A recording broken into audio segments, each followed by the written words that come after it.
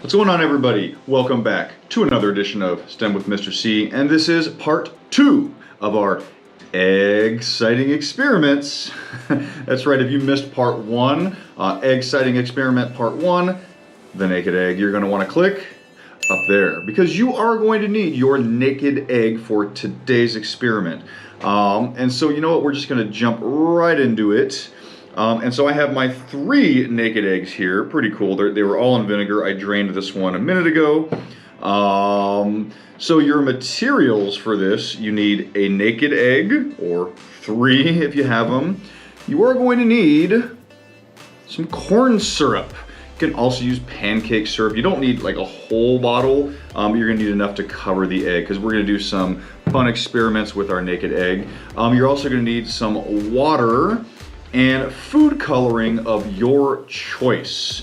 We're gonna use that later, right, in about a day or so. So this is gonna be an extended experiment over about 1 or 2 days. So your last ingredient you're gonna need is gonna be some patience. Yeah, I know that can be hard with some of these experiments. We want the boom, immediate right away what's going on, but patience is a virtue. So let's go ahead and get right into it. So our last one, we took the shell off the eggs using the power of vinegar, which is an acid. Remember, vinegar is acetic acid. So, and I want you to notice, and we kind of saw this yesterday, and I'm just gonna go ahead and plop this out. Got my paper towel here, right? And you can see, I mean, that's a sizable egg, right? And let's look at the difference, right? These were the same eggs, same carton, and look how much bigger this is, right? So we're gonna actually measure that and we're gonna figure this out. And I've got the other 2 that have just been sitting in there and we can do that as well. All right, so, and yep, still smells like vinegar. Okay, so let's measure this. We're gonna measure the difference, the size difference. I'm gonna show you how to do that, right? Because if you have a ruler like this, it's kind of difficult. This one's bendy, but you don't wanna bend it. So how can we measure around our egg? I'm glad you asked that because I'm going to show you that right now. All right, everybody, so I've got my raw egg here, and so I'm going to measure this first. So one thing I did forget to tell you, you're going to need a piece of string, or if you have like a flexible fabric tape for when doing sewing, you can use that as well. But I'm going to use a string, and we're going to measure the circumference of the egg, right? Circumference. Maybe some of us have not heard that term, and maybe our younger students haven't heard it. So when we do the outside, right, of a square or like a 2-dimensional object, we call this the perimeter, right? Perimeter. So this plus this plus this plus this gives us the perimeter. How long, if I were to unfold each of these lines, how long would that be? Well, for circles, well, and for this, our oval, right, we're going to use circumference. And that's the same thing, it's just we're going to measure how, if I were to unfold this eggshell, what would its measurements be? So with a string, it's fairly easy. You find the middle part of your string, or the middle part of the egg, put your string on there, and really, you're just going to wrap the string around the widest part of the egg. I understand this can be kind of difficult. Only because the egg is slippery, but do your best, right? And so I'm gonna pinch this right there, and we see there's my beginning, right where that the edge is, and I'm gonna make a note right there I'm going to remember that. And so if you have a marker, you can mark that. I'm going to pinch it right here. And now I know, she's right there, that is going to be my circumference, right? And I'll double check it. And turns out that is, yes, so I didn't mess it up. So that's the circumference of my egg. And so let's go ahead and measure it. And I'm gonna do it in centimeters, just because I like centimeters. And it looks like, so when you're measuring, you get the end of the ruler. You don't wanna mess with the end. There's a little mark right there. That's where our 0, we're gonna start there. And it turns out, and you don't wanna pull this, because we didn't pull the string, right? This isn't very flexible. And it turns out the circumference of my egg, my raw egg, is 14 centimeters. It's pretty good. We can do it in inches, We can also convert it, but let's just measure it in inches too. So 14 centimeters, or same thing, we find the big beginning right there. We see the 1, and then we see that's not going to say 0, but that's 0. And it turns out it's about 5.5 inches. So our raw egg has a circumference of 14 centimeters or 5.5 inches. Okay, now let's use our vinegar egg now, right? And I can already tell you, it's obviously a lot. I mean, okay, size difference is pretty noticeable, right? So we're gonna do the same thing, and you might find it's a little harder because this is gonna be squishy, and you do need to be careful, right? This isn't, obviously this is the hard shell, this is just the soft membrane. This can easily just, if you drop it, I mean, a little bit is fine. Yeah, it's fun, a little rubbery egg. But too much and it's gonna break, you're gonna have raw egg everywhere. And so we're gonna do the same thing. Being careful, we don't wanna squeeze, because if we squeeze this, right, then we're kind of indenting the egg and we're not getting a true measurement. So let's go ahead, I'm gonna do the same thing. Okay, I'm pretty satisfied with that. So I'm gonna make a note right there. Easier if you have a marker. I didn't bring one, and you don't need one though. All right, and so I can already tell that's quite a bit different. So let's go ahead and measure in centimeters first. We had 14 centimeters for our last one, and now our measurement is, looks like it's about 16.2 centimeters. Wow, so it went up by 2 centimeters. And let's do the same thing with our inches. And it looks like we're up to about 6.25 inches. So it's grown by a little over 2 centimeters. So our circumference grew. That's weird because this is the same exact egg, and all we did was put this in vinegar for about a day or two. And then how did it get bigger? That's crazy. All right, let's talk about what made this bigger. And then after we discuss this, we're actually gonna shrink our egg and then we'll grow it back again. I know, lots of cool stuff. All right, let's go back to the lab. Okay, so we're gonna talk about this, and we actually have 3 vocabulary words. One we're kind of familiar with, the other 2 probably not, so we're gonna talk about this right now. The first one is called diffusion, and we kind of may be familiar with this if you remember the hot water, cold water experiment when we dropped food coloring in cold water, food coloring in hot water. If you missed that one, it's up there.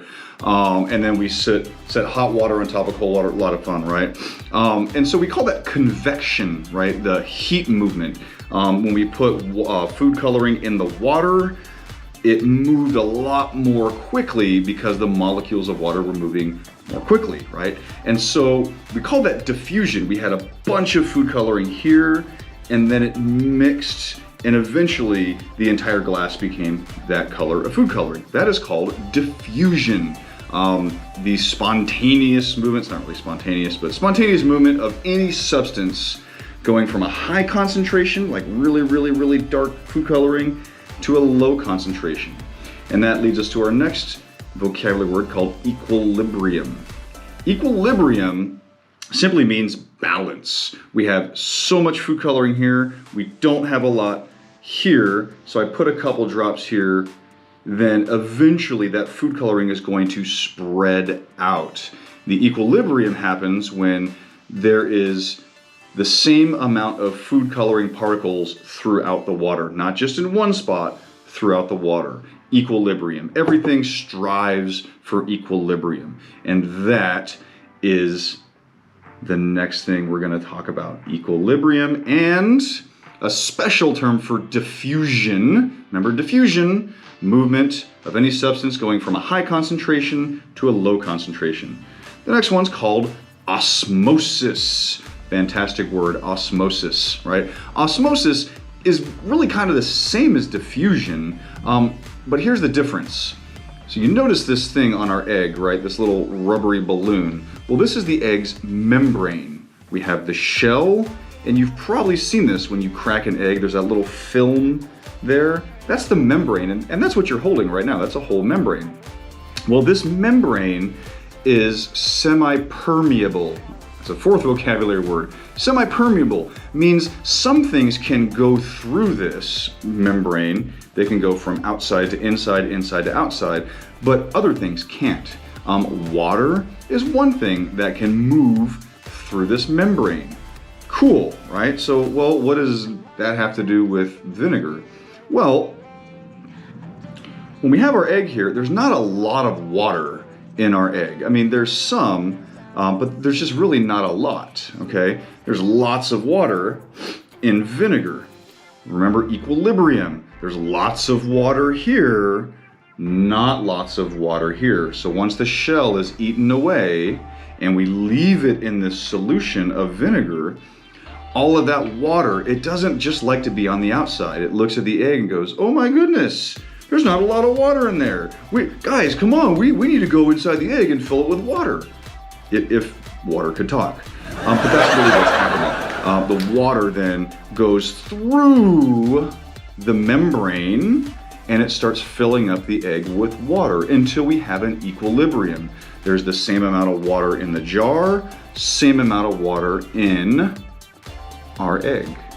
That is osmosis. Look at that, wow, 4 big words. Diffusion, osmosis, equilibrium, and then semi-permeable, right? Semi means kind of, sort of, semi-permeable, right? So water will go through here, but other things will not go through here. If it was completely permeable, if it was just permeable, then everything would go in and out, right? And that's not what this is. Okay, so now what we need to do is, now that we've grown our egg, we're actually gonna shrink it and then we're gonna grow it back, okay? So let's go ahead and do that. And I'm gonna do this, I'm gonna leave one of these out. I'm not gonna mess with this one because I wanna leave this one just as my naked egg, but I have 2 other eggs here. And so what I'm gonna do is I wanna rinse off the vinegar first. I don't really want the vinegar on here, so I can do this at the sink. I also have my strainer here. And so I'm just gonna pour my vinegar, making sure this egg will still break, right? It'll still break. There we go. And then I'll do the same thing with my other egg. And, whoop, ooh, look at that. Oh, look at that. Whew. All right, and then I'm just gonna rinse them off. And I have some water here. So your water and food color, you're not gonna need for about another day or so. You don't really need it right now. In about a day or 2, we're gonna check back on our eggs. All right. So I'm happy with that. I'm gonna move my vinegar water over there. Cool. Okay, so I'm gonna put this back in the jar. And you obviously don't need to use huge jars like I'm using. That's just what I have. Use whatever you have, okay? Put that in there. I'm gonna put this one in there. Now you can rinse out the jars if you want. For this, it's not really necessary. You're gonna get your corn syrup. Okay, let's go ahead and take our corn syrup. You see I haven't used this one in a while. Well, let's just use my new one so people don't see me struggling on camera trying to open up a jar. There we go, brand new corn syrup. And then we're just going to, nice little safety seal we have here, beautiful. Okay, and all you're gonna do with your corn syrup is just pour it over the egg. And you wanna make sure that the corn syrup completely covers the egg, okay? Now what's gonna happen is you are gonna have this issue of the egg floating, right? And this goes into another issue of, well, another example of density, right? The egg is less dense than the corn syrup, so the egg is going to float. Now we don't want it to float, and so really the only way we're gonna be able to make it not float, we just have to have something pushing it down. Okay, so you can use a spoon, you can use whatever you want to use just to push it down a little bit. Doesn't need to be anything big. I mean, this will just push down, but you want that egg to be completely submerged in the water. Now, I'm not gonna hold my finger there for about a day, because we're gonna leave these in here for about a day, maybe 2, right? The longer you leave it in there, the more dramatic your results. I'm not gonna tell you what's gonna happen. You're gonna have to observe it yourself. So I'm pretty happy with that. And really that brings us to the end of our Eggciting, well, the end of half of part 2, because we still have the second half of part 2 of what happens with our egg, right? So let's take a couple guesses here, right? We grew our egg with vinegar. Remember, we put the egg in a vinegar solution, the vinegar ate away at the shell, and then osmosis happened because there is more water in vinegar, and it needs to reach an equilibrium, so the water rushes in to the egg through the semi-permeable membrane until a nice equilibrium. There's enough water on the inside, enough water on the outside. Well, now we've got this wonderful corn syrup, which is basically just, sugar water. So I want you to tell me what you think is going to happen. Are we going to grow it even more? What are your hypotheses here of what's going to happen? Okay, when we come back in about a day, maybe 2, we're going to use our water and food coloring. So again, like I said, patience is one of the ingredients for this lab. And you also need, remember to make sure and just try and anchor this egg down, whatever you can do. You can, if you have an old spoon, you can bend it and push it down. Make sure and don't break the egg. Okay, that's all I have for this half of part 2. When we come back, we're going to take a look at our eggs and we're going to compare them to our original vinegar egg, our naked egg, and then we're gonna see what we can do with water and food coloring. All right, so we'll check back in about a day or so. See you then.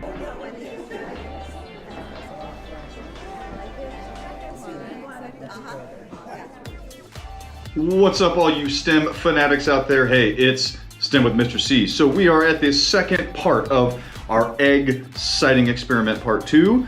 So if you recall, I left you off with us draining our vinegar egg, and I still have my original vinegar egg here, just hanging out. And we drained it, and then we put corn syrup in there, and then we had to figure out a way, because the egg is less dense in the corn syrup, it tends to float. So we had to find a way to push it down, but making sure that egg was submerged in the corn syrup. And so now, as you can see behind my door number 1 here, I actually have the 2 eggs. And wow, let me just tell you, my goodness, what a shocker. Anyway, before we get to that, I'm gonna leave you in suspense here. So in order to do this last part of the experiment, right, so we're gonna check out the results from the corn syrup, or if you use pancake syrup, also a delicious alternative. The only thing we really need for this is the egg, whatever egg you're using. You're gonna need some water, food coloring of your choice. I'm gonna choose blue, just because I think it's gonna have a really dramatic effect, but really use whatever food coloring you want. And so remember what we were trying to do. We saw that the egg originally was, fairly small, and then we put it in the vinegar and it increased in size. We did the measurement on that. If you want to measure your egg the second time after we take it out of the corn syrup, string is fine. I actually did find my flexible measuring tape, so that's fun. I'm actually going to use that. And so we wanted to see what would happen. Remember what we learned. I know you guys can't wait to see this. I know you're all like, just. Huh? Oh, now I know you probably can't see it, but look here. Okay, here's the difference. There is the difference. Look at that. I mean, and you're probably like, well, because the water right there. I'm going to take it out. I've actually already taken this one. Here's the other one. This one's still kind of hanging out there. And so here's the difference, right? I still got this one hanging out. Look at that. Like, it's basically all you see is the yolk. That's pretty cool. It's like a big saggy water balloon. Kind of weird. All right, so let's go ahead and get this guy out of here. Come on. He doesn't want to go. Come on, buddy. Come on, buddy. And you do want to be careful with the membrane. Oh, there we go. So it's kind of gross. I can just pick it up by the membrane. Look at that. And it's still dripping, right? Look at that. So basically, almost all of the water is gone. And it didn't just disappear. Ew. It's so gross. Feels so gross. It's like a big saggy water balloon. And so the water didn't disappear, okay? And so if you were watching not me, but if you watched your experiment, one of the things that happened is you probably saw this fluid, it just kind of leaked out. And AP actually saw this. He's like, Dad, you broke the membrane. I said, no, I didn't. He's like, no, I think you broke it. And I didn't, but that little fluid, it looked like little currents. That was water leaving the membrane. So because the sugar water, the corn syrup, your pancake syrup, it doesn't have a lot of water. It's mostly just sugar. Well, there was tons of water in your egg. And remember to maintain equilibrium, okay? The water in your egg was not happy. It's like, oh my goodness, look at all that corn syrup. It doesn't have any water. We should go help it, right? If the water talked, it would probably sound like that. And so what it does is it goes through the membrane until there's enough water, it maintains equilibrium. There's the same amount of water in the egg as there is outside of the egg, and then it's happy. So what we're left with is this saggy water balloon, and you can just see the yolk, right? And so I'm gonna try and measure this. I also recommend paper towels too, which of course mine are just out of reach. That's okay. All right, so we're gonna measure this, and I don't think you need to see me measure this, but remember, wrap it around the largest part of the egg, and we're at, oh my goodness, we're like at, what is that, 10, like at 1, 2, 3, that's 11, about 10 and a half centimeters. So we shrunk by a lot. So I'll put up the measurements that we originally had, but 10 and a half centimeters now we have our little saggy water balloon. It's just fun, right? Look, I mean, look at this. That's really cool. And I'll take the other one out too. Come here, you. Ugh. It's very different. Ugh. Come here. Yeah. And can I, look at that dexter. And I just popped it. That was unexpected. Ah, I popped, there's your membrane. Okay, so Mr. C popped his vinegar balloon. That's okay, I'll make another one. That was awesome. Yeah, so you get, these are the kind of things that you get when you watch STEM with Mr. C. But look at that yolk. That yolk's really cool. I'm gonna get it out anyway. So unexpected science experiment here.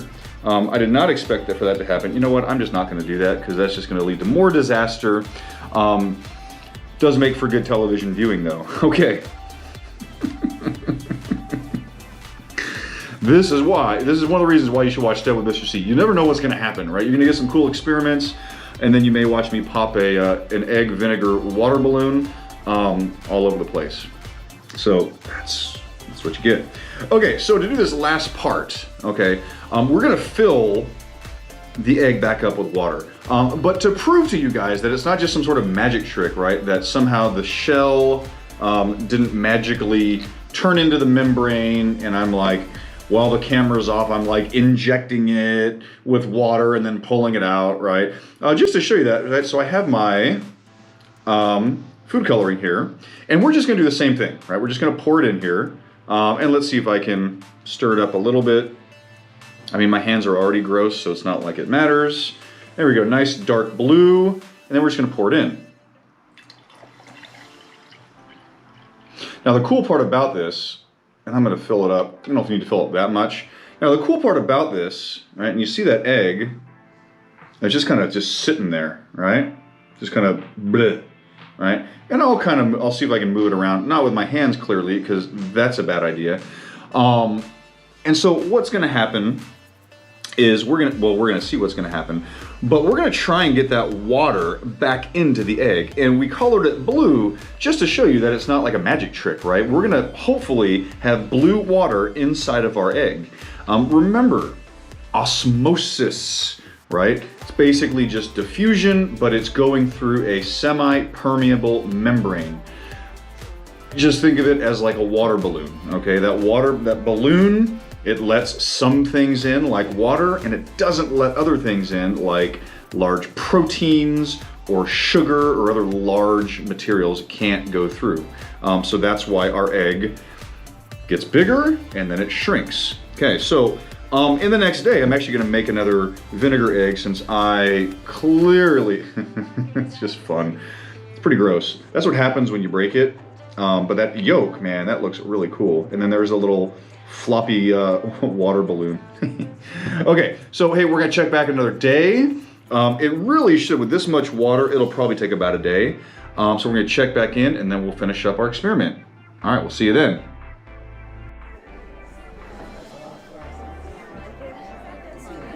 What's going on, everybody? So welcome back, and I think we're done with the Eggciting Experiment number 2. So, and that brings us to today.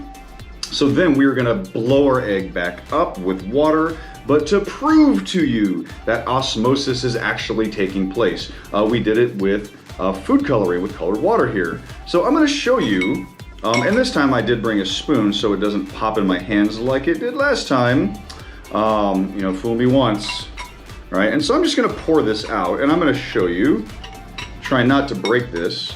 And there we go, right? There's our beautiful, oh, look at that. That is a gorgeous blue egg. Woo! And there's our egg, right? Make sure I don't drip. Look at that. That is a nice blue egg right there. Now I know what you're thinking. I know what you're thinking. Mr. C, it's a trick, right? It's just colored on the outside. Okay. I'm gonna prove that it's not. So I filled this with water. I'm gonna rinse this off a little bit just to prove to you, right? So I'm gonna rinse it off and you're probably like, well, the egg has died, right? I've seen Easter eggs before. I've dyed Easter eggs. And I'm gonna prove to you that it's not. So what I'm gonna do to show you that we did osmosis again, we just did it the same way with vinegar and the water going into the egg. This time with our little bag of yolk here, we put food coloring in the water and we're gonna see if we can get water to go on the inside, and that's what we're gonna do. So how can I prove that to you? Well, I'm gonna pop the egg. To do that, I've got my little push pin here and we're gonna bring it in nice and close so you can see. There we go, and there we go. All right, so I'm gonna switch this out. Bloop. I have my nice clean bowl here. And we are going to pop this. Now, if this works, you should see blue food coloring coming out of the egg. If blue food coloring comes out of the egg, outside of the egg, in a stream of water, then congratulations, we have just proved that what happened here was osmosis. Okay, gotta warm up my hands here. Always stretch out. Always stretch out before you do a science experiment, right? You don't want to pull a muscle in the hand and then you can't pop it, right? I know, it happens. Here we go. In 3, 2, 1.